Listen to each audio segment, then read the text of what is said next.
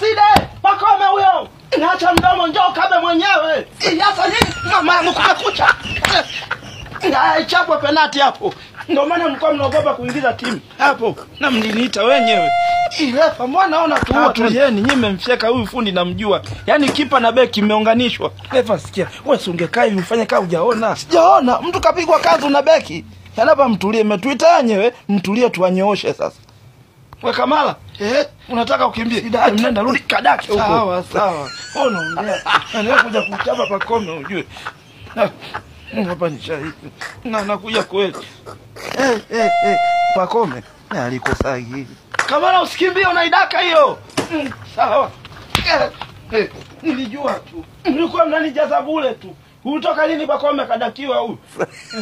Yaani bora hata tuende kwa basi vitambaa, tukauze vitambaa tu. Lakini humu umeachimba. Sasa kwa hiyo unataka ukimbie. Haya tangulia sasa kwa basi vitambaa. Naona mpira umekushinda wewe.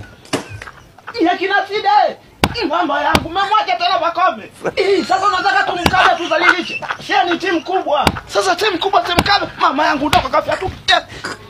Yaani bora tu tunawakimbia. Ndio mazaa kuleta timu mnaona sasa. Wewe ongea tu ile Pakome atumkabi ngo. Basi nitakimbia peke yangu. Mbona wewe